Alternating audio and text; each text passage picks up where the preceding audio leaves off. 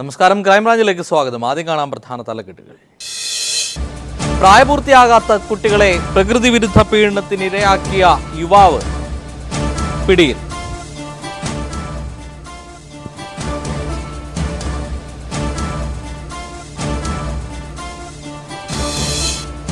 Idukki Kambammettu check പോസ്റ്റിൽ വൻ കഞ്ചാവ് വേട്ട. കേരളത്തിലേക്ക് കടത്താൻ ശ്രമിച്ച 364 കിലോ കഞ്ചാവ് തമിഴ്നാട് നാർക്കോട്ടിക് വിഭാഗം പിടികൂടി.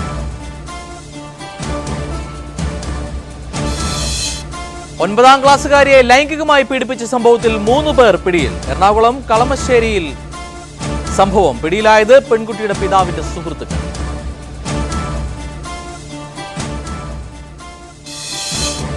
കാലടിയിലെ സനൽ വധക്കേസിൽ ഒളിവിലുള്ള പ്രതികൾക്കായി പോലീസ് അന്വേഷണം ഊർജിതമാക്കി. കൊലപാതകത്തിൽ നേരിട്ട് പങ്കെടുത്ത 5 പേരുടെ ചിത്രങ്ങൾ പോലീസ് പുറത്തുവിട്ടു.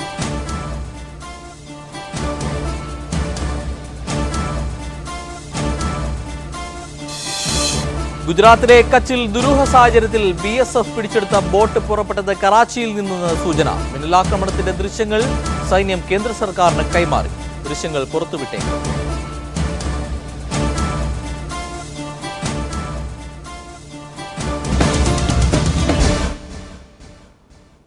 ഒൻപതാം ക്ലാസ്സുകാരിയെ ലൈംഗികമായി പീഡിപ്പിച്ച സംഭവത്തിൽ 3 പേർ പിടിയിലായ വാർത്തയാണ് ഇന്നത്തെ ആദ്യ ക്രൈം റിപ്പോർട്ട്. എറണാകുളം കളമശ്ശേരിയിലാണ് സംഭവം. പീഡനത്തിനിരയായ പെൺകുട്ടിയുടെ പിതാവിന്റെ സുഹൃത്തുക്കളാണ് കേസിലെ പ്രതികൾ. 9ാം ക്ലാസ് വിദ്യാർത്ഥിനിയെ പീഡിപ്പിച്ച സംഭവവുമായി ബന്ധപ്പെട്ടാണ് അറസ്റ്റ്. കളമശ്ശേരി മണ്ണോപ്പള്ളി മുകൾ വീട്ടിൽ രവി, പുഞ്ചയിൽ രാജു, മണ്ണേപ്പള്ളി രാജേഷ് എന്നിവരെയാണ് Kalamassery CI S Jayakrishnan arrest ചെയ്തത്. ഇക്കഴിഞ്ഞ തിരുവോണ ദിവസം രക്ഷിതാക്കൾ ഓണാഘോഷങ്ങൾക്ക് പോയ സമയത്താണ് കുട്ടിയുടെ അച്ഛന്റെ സുഹൃത്തുക്കൾ കുട്ടിയെ പീഡിപ്പിച്ചത്. പ്രതികൾ വീട്ടിലെത്തി സുഖമില്ലാതിരുന്ന കുട്ടിയെ ലൈംഗികമായി പീഡിപ്പിക്കുകയായിരുന്നു. സംഭവത്തെ തുടർന്ന് 1 മാസമായി സ്കൂളിൽ പോകാൻ വിസമ്മതിച്ച കുട്ടിയെ ചൈൽഡ് ലൈൻ പ്രവർത്തകരുടെ സഹായത്തോടെ കൗൺസിലിംഗിന് വിധേയമാക്കി. കൗൺസിലിംഗിനിടെയാണ് പീഡന വിവരം കുട്ടി മറ്റുള്ളവരോട് പറഞ്ഞത്. പ്രതികളെ കോടതിയിൽ ഹാജരാക്കി 14 ദിവസത്തേക്ക് റിമാൻഡ് ചെയ്തു. News bureau, Kochi. പ്രായപൂർത്തിയാവാത്ത കുട്ടികളെ പ്രകൃതി വിരുദ്ധ പീഡനത്തിനിരയാക്കിയ സംഭവത്തിൽ യുവാവിനെ പോലീസ് അറസ്റ്റ് ചെയ്തു. സാമൂഹ്യ മാധ്യമങ്ങൾ വഴി കുട്ടികളുമായി സൗഹൃദം സ്ഥാപിച്ച ശേഷമാണ് ഇയാൾ കുട്ടികളെ പീഡനത്തിന് വിധേയമാകുന്നത്. പീഡനത്തിനിരയായ ഒരു കുട്ടിയുടെ അമ്മ നൽകിയ രഹസ്യ വിവരത്തെ തുടർന്ന് പോലീസ് നടത്തിയ നാടകീയ നീക്കത്തിലാണ് ഇയാൾ വലയിലായത്. പ്രായപൂർത്തിയാവാത്ത കുട്ടികളെ പ്രകൃതി വിരുദ്ധ പീഡനത്തിന് വിധേയനാക്കിയ സംഭവത്തിൽ ചിറയൻകീഴ് സ്വദേശിയായ സജു സാംസണാണ് തിരുവനന്തപുരം തമ്പാനൂർ പോലീസിന്റെ പിടിയിലായത്. ടെക്നോ പാർക്കിലെ ഒരു കമ്പനിയിലെ താൽക്കാലിക ജീവനക്കാരനാണ് ഇയാൾ. ഫേസ്ബുക്കിലൂടെ കുട്ടികളെ പരിചയപ്പെട്ട ശേഷം നഗരത്തിലെ പാർക്കിലും KSRTC ബസ് സ്റ്റാൻഡുകളിലും എത്തിച്ച് പീഡിപ്പിക്കുന്നതാണ് ഇയാളുടെ രീതി. പരിചയപ്പെടുന്നവരോട് ടെക്നോ പാർക്കിലെ ഉയർന്ന ഉദ്യോഗസ്ഥനെന്നാണ് ഇയാൾ പറഞ്ഞിരുന്നത്. ഇയാളുമായി ഫേസ്ബുക്കിലൂടെ പരിചയപ്പെട്ട ഒരു കുട്ടിയുടെ മാതാവ് നൽകിയ രഹസ്യ വിവരത്തെ തുടർന്ന് തന്ത്രപൂർവ്വം പോലീസ് ഇയാളെ വലയിലാക്കുകയായിരുന്നുവെന്ന് Thampanoor circle inspector DK Prithviraj പീപ്പിളിനോട് പറഞ്ഞു. ഈ ആൺകുട്ടികളെ വശീകരിച്ച് ഫേസ്ബുക്കിലൂടെ വാട്സാപ്പിലൂടെ വശീകരിച്ച് ഈ പ്രകൃതി വിരുദ്ധ പീഡനത്തിന് ഇരയാക്കുക എന്നുള്ളത് ഇവൻ്റെ ഒരു സാധാരണ ഒരു പ്രത്യേകതയാണ്. അപ്പോൾ അതിലൊരു ഇൻഫർമേഷൻ നമുക്ക് കിട്ടി. അതനുസരിച്ച് ഒരു മാതാവാണ് നമുക്ക് പരാതി തന്നത് കുട്ടിയുടെ. അതനുസരിച്ച് നമ്മൾ അന്വേഷണം നടത്തി ഇവനുമായിട്ട് ചാറ്റ് ചെയ്തപ്പോൾ അവൻ ഇവിടെ ഈ നമ്മുടെ തമ്പാനൂർ വീട്ടിലെത്തുകയും 1/2 ഡസനിലേറെ ആൺകുട്ടികളെയെങ്കിലും ഇയാൾ പ്രകൃതി വിരുദ്ധ പീഡനത്തിന് വിധേയനാക്കിയതായിട്ടാണ് പോലീസ് കരുതുന്നത്. News bureau, Thiruvananthapuram. കാലടി സനൽ വധക്കേസിൽ ഒളിവിലുള്ള പ്രതികൾക്കായി പോലീസ് അന്വേഷണം ഊർജിതമാക്കി. കൊലപാതകത്തിൽ നേരിട്ട് പങ്കെടുത്ത 5 പേരുടെ ചിത്രങ്ങൾ പോലീസ് പുറത്തുവിട്ടു. കഴിഞ്ഞ മാസം 20-ന് രാവിലെ 7:30-യോടെ കാലടി സംസ്കൃത സർവകലാശാലയോട് ചേർന്നുള്ള പുത്തൻകാവ് റോഡിലായിരുന്നു കൊലപാതകം നടന്നത്. ബൈക്കിൽ വരികയായിരുന്ന സനലിനെ പ്രതികൾ വടിവാൾ ഉപയോഗിച്ച് വെട്ടിക്കൊല്ലുകയായിരുന്നു. മുൻവൈരാഗ്യമായിരുന്നു കാരണം. കൊലപാതകത്തിന് ശേഷം പ്രതികൾ വന്ന കാറിൽ തന്നെ രക്ഷപ്പെട്ടു. ഓടിക്കൂടിയ നാട്ടുകാരാണ് സനലിനെ ആശുപത്രിയിലെത്തിച്ചത്. എന്നാൽ ജീവൻ രക്ഷിക്കാനായില്ല. മരിക്കുന്നതിന് മുമ്പ് പ്രതികളെക്കുറിച്ചുള്ള വിവരങ്ങൾ സനൽ പോലീസിനോട് പറഞ്ഞിരുന്നു. സംഭവവുമായി ബന്ധപ്പെട്ട് ഇതിനകം 7 പേർ പിടിയിലായിട്ടുണ്ട്. കൊലപാതകത്തിൽ പ്രധാന പ്രതികൾക്ക് സഹായം ചെയ്തവരാണ് പിടിയിലായവർ. കൊലപാതകത്തിൽ നേരിട്ട് പങ്കെടുത്ത 5 പേരാണ് ഇനി അറസ്റ്റിലാവാനുള്ളത്. ഇവരുടെ ചിത്രങ്ങൾ പോലീസ് പുറത്തുവിട്ടു.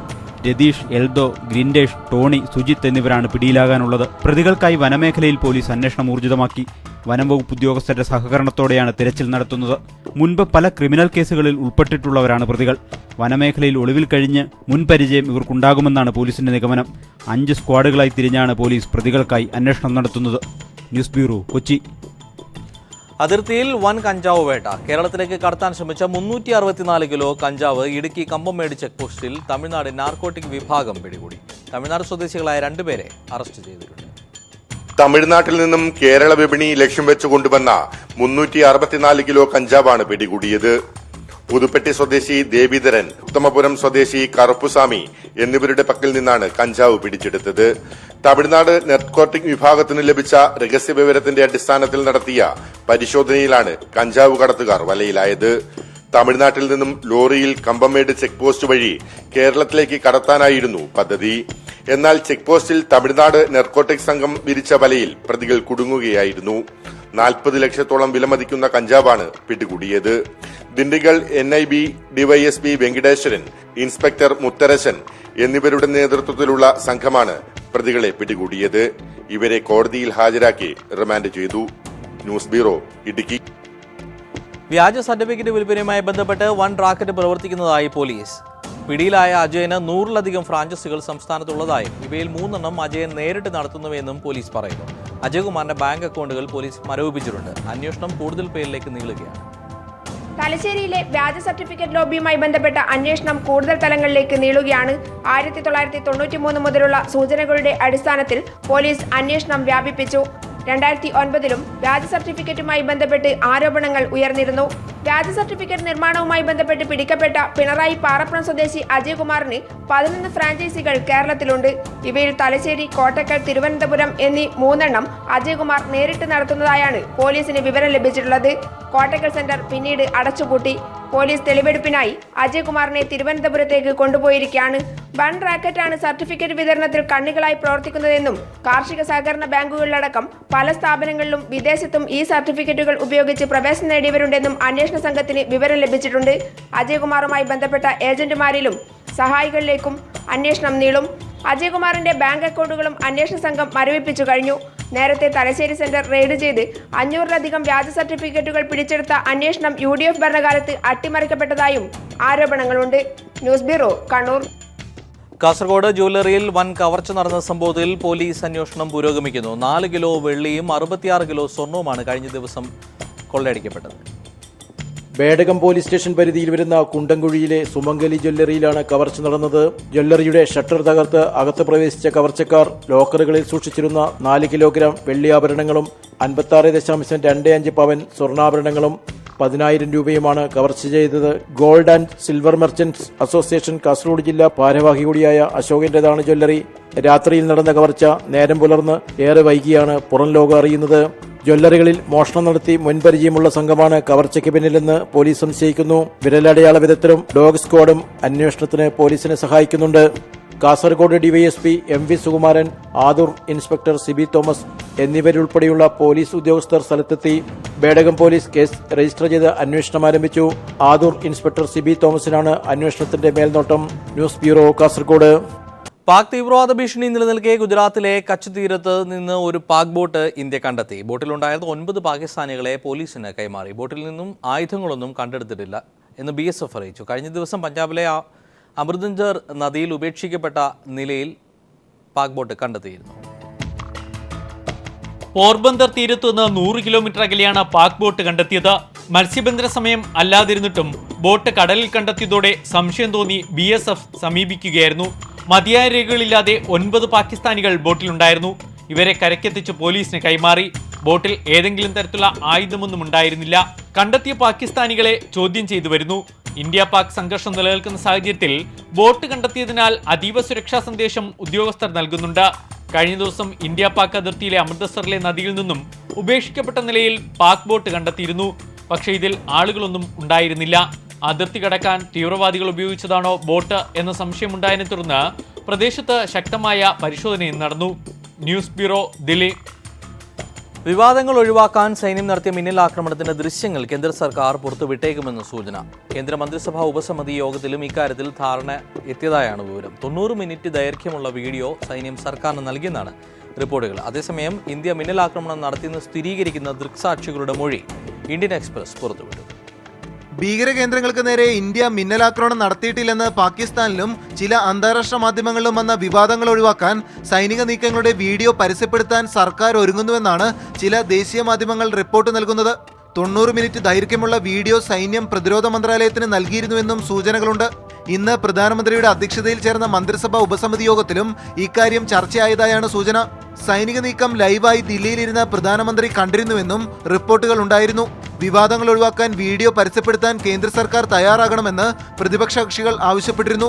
അതേസമയം നിയന്ത്രണ രേഖ കടന്ന് ഇന്ത്യ മിന്നലാക്രമണം നടത്തിയെന്ന് വ്യക്തമാക്കുന്ന ദൃക്സാക്ഷികളുടെ മൊഴി ഇന്ത്യൻ എക്സ്പ്രസ് പത്രം പുറത്തുവിട്ടു. കൊല്ലപ്പെട്ട ഭീകരരുടെ മൃതദേഹങ്ങൾ പുലർച്ചയ്ക്ക് മുമ്പ് തന്നെ ട്രക്കുകളിൽ കയറ്റി സംഭവ സ്ഥലത്ത് നിന്ന് മാറ്റിയെന്ന് ദൃക്സാക്ഷികൾ പറയുന്നതായാണ് പത്രം റിപ്പോർട്ട് നൽകുന്നത്. വെടിവയ്പിൽ ലഷ്കർ ഭീകരർ താവളമാക്കിയ കെട്ടിടം തകർന്നുവെന്നും എൻക്രിപ്റ്റഡ് ചാറ്റിംഗ് മാർഗത്തിലൂടെ ദൃക്സാക്ഷികൾ വെളിപ്പെടുത്തുന്നുണ്ട്. ഈ സാഹചര്യത്തിൽ വിവാദങ്ങൾ ഒഴിവാക്കാൻ വീഡിയോ പുറത്തുവിടാനുള്ള നിർദ്ദേശമാണ് ക്യാബിനറ്റ് കമ്മിറ്റിയിലും ഉയർന്നു വന്നത്. News bureau, Delhi. കേരളത്തിലെ മാധ്യമ വിലക്കിൽ ആശങ്ക അറിയിച്ച് രാഷ്ട്രപതി പ്രണബ് മുഖർജി. രാജ്യത്ത് ഒരിടത്തും സംഭവിക്കാൻ പാടില്ലാത്തതാണ് കേരളത്തിൽ നടക്കുന്നതെന്ന് രാഷ്ട്രപതി ആശങ്ക അറിയിച്ചു. മാധ്യമ സ്വാതന്ത്ര്യം ഉറപ്പാക്കണമെന്നാവശ്യപ്പെട്ട് മാധ്യമ ഉടമകളും പത്രാധിപരും രാഷ്ട്രപതിക്ക് നിവേദനം നൽകിയപ്പോഴായിരുന്നു പ്രണബ് മുഖർജിയുടെ പ്രതികരണം. റിപ്പോർട്ട്. കേരളത്തിൽ കോടതികളിലെ മാധ്യമവിലക്കിൽ വലിയ ആശങ്കയാണ് രാഷ്ട്രപതി പ്രണബ് മുഖർജി രേഖപ്പെടുത്തിയത്. രാജ്യത്തൊരിടത്തും പ്രത്യേകിച്ച് കേരളത്തിൽ ഒരിക്കലും സംഭവിക്കാൻ പാടില്ലാത്തതായിരുന്നു ഇതെന്ന് രാഷ്ട്രപതി ആശങ്ക അറിയിച്ചു. മാധ്യമ സ്ഥാപനോടമകളും പത്രാധിപരും രാഷ്ട്രപതിയെ നിലവിലെ സാഹചര്യം ധരിപ്പിച്ചപ്പോഴായിരുന്നു പ്രണബ് മുഖർജിയുടെ പ്രതികരണം. ഇന്ത്യയിലും അതും കേരളത്തിലും ഉണ്ടാവരുത് എന്നായിരുന്നു അദ്ദേഹത്തിന്റെ പ്രധാന കൺസേൺ. നേരത്തെ പ്രശ്നം പരിഹരിക്കുമെന്ന് സുപ്രീം കോടതി ജസ്റ്റിസ് കുര്യൻ ജോസഫും അറിയിച്ചിരുന്നു. ചീഫ് ജസ്റ്റിസിനോടും 8 ജഡ്ജിമാരോടും ഇക്കാര്യം ധരിപ്പിച്ചിരുന്നതുമാണ്. ഈ ധാരണയിൽ ഹൈക്കോടതിയിൽ വാർത്ത റിപ്പോർട്ട് ചെയ്യാനെത്തിയ മാധ്യമപ്രവർത്തകരെ അഭിഭാഷകർ വീണ്ടും ഭീഷണിപ്പെടുത്തിയിരുന്നു. ഈ സാഹചര്യത്തിലാണ് മാധ്യമ സ്വാതന്ത്ര്യം ഉറപ്പാക്കണമെന്നാവശ്യപ്പെട്ട് മാധ്യമപ്രതിനിധികൾ രാഷ്ട്രപതിയുമായി കൂടിക്കാഴ്ച നടത്തിയത്. News bureau, Delhi. ബംഗളൂരുവിൽ 7 നില കെട്ടിടം തകർന്നു വീണ് 2 പേർ മരിച്ചു. 4 പേരെ രക്ഷപ്പെടുത്തി. നിർമ്മാണത്തിലിരുന്ന കെട്ടിടമാണ് തകർന്നു വീണത്. തൊഴിലാളികൾ കുടുങ്ങിക്കിടക്കുന്നതായി സംശയമുണ്ട്. ബംഗളൂർ ബലന്തർ ഏരിയയിലാണ് സംഭവം. രക്ഷാപ്രവർത്തനം ഇപ്പോഴും തുടരുകയാണ്.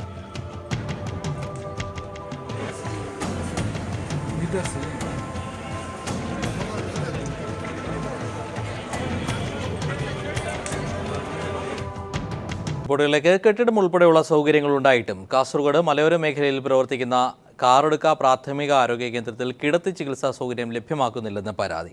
എൻഡോസൾഫാൻ ദുരിതാശ്വാസ പദ്ധതിയിൽ ഉൾപ്പെടുത്തി മാസങ്ങൾക്ക് മുമ്പ് കെട്ടിട നിർമ്മാണം പൂർത്തിയാക്കിയെങ്കിലും ഇനിയും ഉദ്ഘാടനം നടന്നിട്ടില്ല. ഇവിടെ കമ്മ്യൂണിറ്റി ഹെൽത്ത് സെന്റർ അനുവദിക്കണമെന്ന ആവശ്യവും ശക്തമാണ്. എൻഡോസൾഫാൻ ദുരിതബാധിതർ ഏറെയുള്ള കാസർഗോഡ് കാറടുക്ക ഗ്രാമപഞ്ചായത്തിലെ മുള്ളേരിയിൽ പ്രവർത്തിക്കുന്ന പ്രാഥമിക ആരോഗ്യ കേന്ദ്രത്തിൽ പുതിയ കെട്ടിടത്തിന്റെ നിർമ്മാണം പൂർത്തിയായിട്ട് മാസങ്ങളായി. വൈദ്യുതീകരണം വൈകിയതിനാൽ ഉദ്ഘാടനവും നീണ്ടുപോകുകയാണ്. എൻഡോസൾഫാൻ ദുരിതബാധിതർക്കുള്ള ഫിസിയോതെറാപ്പി, ഒബ്സർവേഷൻ വാർഡ് തുടങ്ങിയ സൗകര്യങ്ങളാണ് ഈ കെട്ടിടത്തിൽ ലക്ഷ്യമിട്ടിട്ടുള്ളത്. എന്നാൽ കിടത്തി ചികിത്സാ സൗകര്യം കൂടി അടിയന്തരമായി തുടങ്ങണമെന്നാണ് നാട്ടുകാരുടെ ആവശ്യം. 5 പഞ്ചായത്തിലും എൻഡോസൾഫാന്റെ ഏറ്റവും കൂടുതൽ ദുരിതം അനുഭവിക്കുന്നവരാണ്. അപ്പോൾ ഇവർക്കെല്ലാം കൂടിയിട്ട് ഏറ്റവും പ്രധാനപ്പെട്ട ഒരു ഹോസ്പിറ്റലായിട്ട് കമ്മ്യൂണിറ്റി ഹെൽത്ത് സെന്ററായിട്ട് ഉപയോഗപ്പെടുത്താനാണ് ഇവിടുത്തെ ജനങ്ങളുടെ ആവശ്യം. അപ്പോൾ ആ രീതിയിൽ കിടത്തി ചികിത്സ ഉൾപ്പെടെ ഉണ്ടാക്കിയെടുക്കണമെന്നാണ് ഈ നാട്ടുകാരുടെ ആവശ്യം. കാസർകോട്ടെ ജനറൽ ആശുപത്രിയിലോ സ്വകാര്യ ആശുപത്രികളിലോ ചികിത്സ ലഭ്യമാക്കണമെങ്കിൽ കിഴക്കൻ മലയോരത്തെ ജനങ്ങൾ 50 കിലോമീറ്ററോളം സഞ്ചരിക്കണം. മുള്ളേരിയയിലെ നിലവിലുള്ള PHC കമ്മ്യൂണിറ്റി ഹെൽത്ത് സെന്ററായി ഉയർത്തുകയാണെങ്കിൽ കാറടുക്ക, ദേലമ്പാടി, വെള്ളൂർ, കുമ്പടാജി പഞ്ചായത്തുകളിലെ ആയിരക്കണക്കിന് ജനങ്ങൾക്ക് ഇതിന്റെ പ്രയോജനം ലഭിക്കും. News bureau, Kasaragod. 2010-ൽ ചെങ്ങറ ഭൂസമരത്തിൽ പങ്കെടുത്തവർക്ക് സർക്കാർ നൽകിയ ഭൂമി ഭൂമാഫിയകൾ പിടിച്ചടക്കി. ഇടുക്കി കീഴാന്തൂർ വില്ലേജിൽ ചന്ദ്രമണ്ഡലത്തിൽ അനുവദിച്ച 22 ഏക്കറോളം ഭൂമിയിൽ നിന്നുമാണ് പാവപ്പെട്ട ഭൂരഹിതർ ഒഴിഞ്ഞു പോകുന്നത്.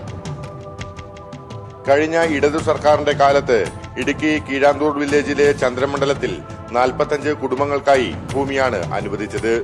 മലഞ്ചെരുവിൽ ഗ്രാൻഡിസ് വൃക്ഷങ്ങളാൽ ചുറ്റപ്പെട്ട പ്രദേശത്ത് താമസിക്കാനെത്തിയവർക്ക് നേരെ 2010-ൽ തന്നെ ആക്രമണം നടന്നിരുന്നു.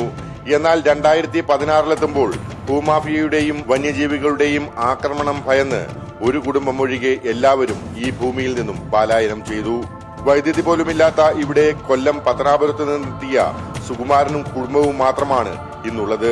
അതും മാഫിയയുടെയും വന്യജീവികളുടെയും ആക്രമണം ഭയന്ന്. ആനശല്യം കൊണ്ട് ഇവിടെ നിവൃത്തിയില്ല. ഇത്രയും ഞങ്ങൾ ഈ 5 വർഷം ആവാൻ പോന്നു. ഞങ്ങളിവിടെ കിടന്നിട്ട് ഞങ്ങൾക്ക് യാതൊരു തീരുമാനം എവിടെ നിന്നും കിട്ടിയിട്ടില്ല. ഞങ്ങൾ മുഖ്യമന്ത്രിക്ക് കൊടുത്ത്, കളക്ടർക്ക് ഞങ്ങൾ കൊടുത്തു, എന്നിട്ട് ഒരു മറുപടി ഇതുവരെ അവർ ഞങ്ങൾക്ക് തന്നിട്ടില്ല. ഞങ്ങൾ ഇനി എന്ത് ചെയ്യണം? അല്ലെങ്കിൽ ഞങ്ങൾ 3 പേര് ഇതിനകത്ത് ഞങ്ങൾ വിഷമടിച്ച് മരിക്കും. അല്ലാതെ ഞങ്ങൾക്ക് യാതൊരു നിവൃത്തിയില്ല. അവകാശം ഞങ്ങൾക്ക് നേടിയെടുക്കാൻ ഇതുവരെ ഞങ്ങളെ കൊണ്ട് കഴിഞ്ഞല്ലോ. ഭൂരഹിതർക്ക് സർക്കാർ നൽകിയ ഭൂമി പോലും തട്ടിയെടുക്കുന്ന വലിയ മാഫിയ സംഘങ്ങൾ ജില്ലയിലുണ്ട്. ആദിവാസികളുടേതടക്കം ഭൂമി ഇവർ തട്ടിയെടുത്തതുമായി ബന്ധപ്പെട്ട് നിരവധി പരാതികൾ ഇതിനോടകം തന്നെ റവന്യൂ വകുപ്പിന് ലഭിച്ചിട്ടുണ്ട്. എങ്കിലും ഇത് പരിഹരിക്കാനോ കയ്യേറിയ ഭൂമി തിരിച്ചുപിടിക്കാനോ നടപടിയില്ല എന്നതാണ് സത്യം. News bureau, Idukki. സെക്രട്ടേറിയറ്റിലേക്ക് UDFന്റെ യുവജന സംഘടനകൾ നടത്തിയ മാർച്ച് അക്രമാസക്തമായി. പ്രതിഷേധക്കാർ പോലീസിന് നേരെ കല്ലെറിഞ്ഞു. മാർച്ചിന് നേരെ പോലീസ് ലാത്തിചാർജ് നടത്തി.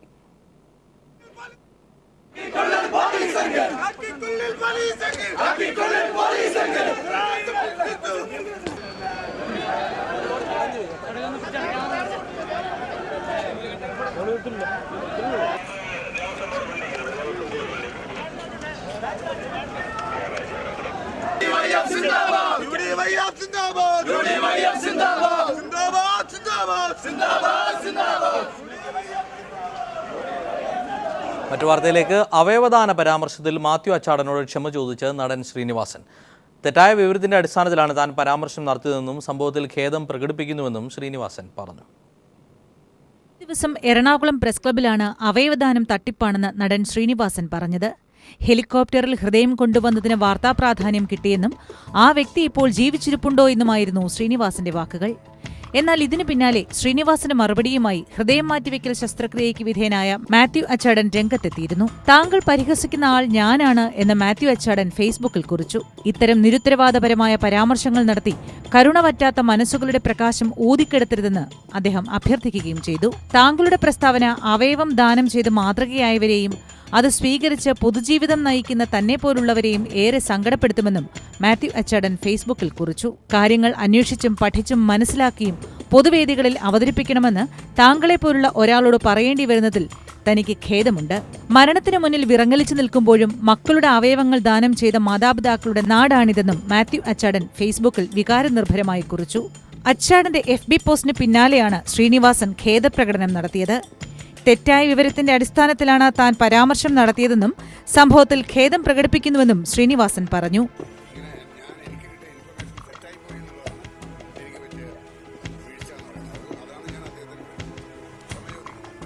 ഫേസ്ബുക്കിൽ മാത്യു അച്ചാടൻ താൻ കാർ ഓടിക്കുന്ന വീഡിയോയും പോസ്റ്റ് ചെയ്തിട്ടുണ്ട്. News desk.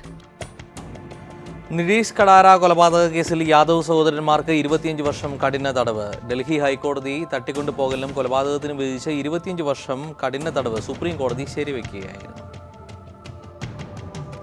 വികാസ് യാദവിനെയും അടുത്ത ബന്ധുവായ വിശാൽ യാദവിനെയുമാണ് കോടതി 2 പതിറ്റാണ്ട് ജയിലിലേക്ക് അയച്ചിരിക്കുന്നത്. കൊലപാതക കൃത്യത്തിൽ ഇവരുടെ സഹായിയായിരുന്ന സുഖദേവ് പെഹൽവാന് 20 വർഷവും കോടതി തടവ് ശിക്ഷ. യാദവ് സഹോദരന്മാർ ഡൽഹി ഹൈക്കോടതി ഉത്തരവിനെതിരെ സുപ്രീം കോടതിയിൽ നൽകിയ അപ്പീലിലാണ് ശിക്ഷ ശരിവെച്ചുകൊണ്ടുള്ള സുപ്രീം കോടതി ഉത്തരവ് വന്നിരിക്കുന്നത്. കഴിഞ്ഞ വർഷം ഫെബ്രുവരിയിലാണ് ഡൽഹി ഹൈക്കോടതി വികാസ് യാദവിനെയും വിശാൽ യാദവിനെയും 25 വർഷം കഠിന തടവിന് ശിക്ഷിച്ചത്. തെളിവുകൾ നശിപ്പിക്കാൻ ശ്രമിച്ചതിന് 5 വർഷം അധിക തടവും വിധിച്ചിരുന്നു. രാജ്യത്ത് ക്രിമിനലുകൾ മാത്രമാണ് നീതിക്ക് വേണ്ടി കരയുന്നതെന്ന് കോടതി വിമർശിക്കുകയും ചെയ്തു. കൊലപാതക കുറ്റത്തിന് ഇരുവർക്കും വധശിക്ഷ വിധിക്കണമെന്ന നിതീഷ് കടാരയുടെ അമ്മയുടെ അപേക്ഷയും കോടതി തള്ളി. 25 വയസ്സുകാരനായ നിതീഷ് കടാരയെ തട്ടിക്കൊണ്ടുപോയി ചുട്ടുകൊല്ലുകയായിരുന്നു വികാസ് യാദവും വിശാൽ യാദവും. ഡൽഹിയിലെ ഗാസിയാബാദിൽ 2002 കൊലപാതകം നടന്നത്. രാഷ്ട്രീയക്കാരനായ DP യാദവിന്റെ മകൾ ഭാരതി യാദവുമായി അടുപ്പത്തിലായതിനാണ് നിതീഷിനെ ഭാരതിയുടെ സഹോദരൻ വികാസും കസിനായ വിശാലും ചേർന്ന് കൊലപ്പെടുത്തിയത്. ഭാരതിക്കൊപ്പം ഒരു കല്യാണാഘോഷ ചടങ്ങിനെത്തിയ നിതീഷിനെ ഇവിടെ നിന്നാണ് യാദവ് സഹോദരങ്ങൾ തട്ടിക്കൊണ്ടുപോയി കൊലപ്പെടുത്തിയത്. ഡൽഹി ഹൈക്കോടതി സംഭവത്തെ ദുരാഭിമാന കൊലയായിട്ടാണ് കണ്ടത്. അപൂർവങ്ങളിൽ അപൂർവമാണ് കേസെന്നും പ്രതികളെ ദീർഘകാലം തടവിലയക്കാൻ ഉത്തരവിടുന്നതായും കോടതി പറഞ്ഞു.